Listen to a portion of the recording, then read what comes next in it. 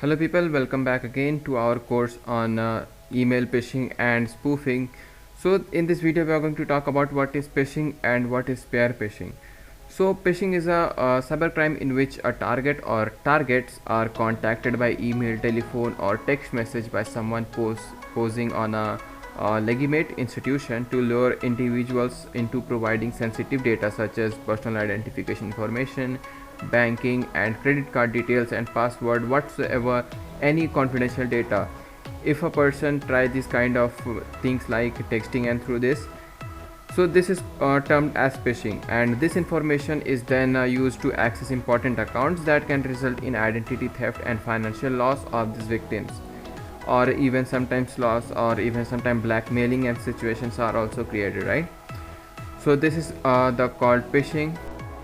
And now when we talk about spear phishing, so spear phishing is an email or electronic communication scam targeted towards a specific individual, organization or business, although often intended to steal data for malicious purposes. And cyber criminals may also intend to install malware on target's user's computer so that can have access regularly to their systems, like incoming messages, notifications, everything, right?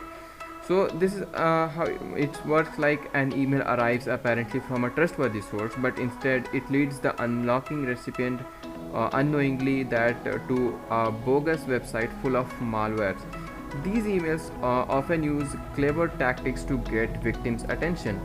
For example, the FBI has warned of spear phishing scams where the emails appear to be from the National Center of Missing and Exploited Children, and many times government sponsored hackers and hacktivists are behind these attacks. Cybercriminals do the same with the intention to resell the confidential data to government and private companies.